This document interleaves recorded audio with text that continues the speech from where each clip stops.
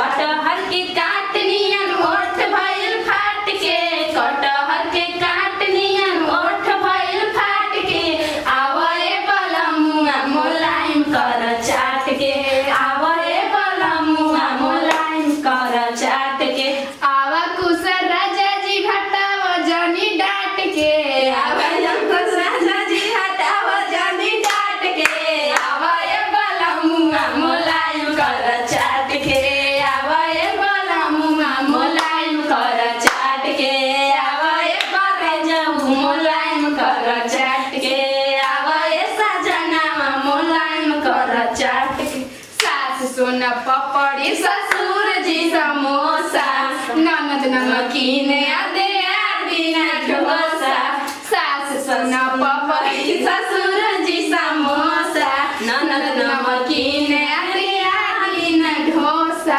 ससुरे में देख लेनी सब दुनिया हो, ससुरे में देख लेनी सब दुनिया, हमार देवर हवे दहिया बलमुआ बुनिया, हमार देवर हवे दहिया बलमुआ बुनिया, हमर देवरा हटे दही रे बलमुआ बुनिया, हमर देवरा हटे दही रे बलमुआ बुनिया, जरा जरा जा करे जमे समाज हे राजा राजा राजा करे जमे समाज, बहिया में कसी के सैया मारेला कचा कच कच कच, बहिया में कसी के सैया मारेला कचा कच कच कच, हे राजा राजा राजा करे जमे समाज, हे राजा राजा राजा करे जमे समाज, भेटाई गनी माजा बुढ़ारन गनी गोरा, बहिया में कसी के सैया मारेला कचा कच कच कच, बहिया में कसी के सैया मारेला कचा कच कच कच। हाय रे ओठ लाली, हाय रे कजरा, हाय रे ओठ लाली, हाय रे एकरा, जान मारे तोहरो टोपी से घंघराए गोरी, जानियो तू करवई बुमार झगड़ाए गोरी, हाय रे ओठ लाली, हाय रे कजरा, जान मारे तोहरो टोपी से घंघराए गोरी, कहियो तू करवई बुमार झगड़ाए गोरी, कहियो तू करवई बुमार झगड़ाए गोरी, कहियो तू करवई बुमार झगड़ाए गोरी, नाही छुआ तड़ो नाही मुआ तड़ो, नाही महुआ के रस खानी छुआ तड़ो, नाही छुआ तड़ो नाही मुआ तड़ो, नाही महुआ के रस खानी छुआ तड़ो, तोहरा दिलवा में हमरा तो खोट लागता, ए छोटी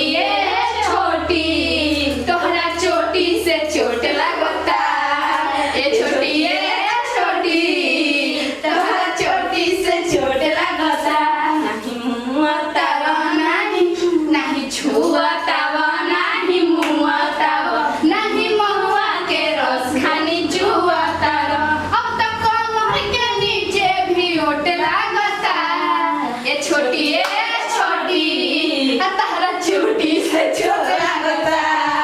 ए छोटी तोहरा चोटी से चोट लागता, ई ओठ के लाली कान के बाली तोहरे लाबा,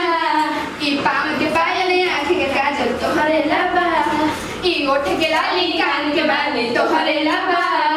ई पाँव के पायल आँख के काजल तोहरे लाबा, अरे जानू कही के दिलवा भइल बा बेकाबू, नीली नीली अखिया से अरे कोई ले लू जादू, लगता कि मर जाएंगे आजू, नीली नीली अखिया से कोई दे लू जादू, लगता कि साचो मर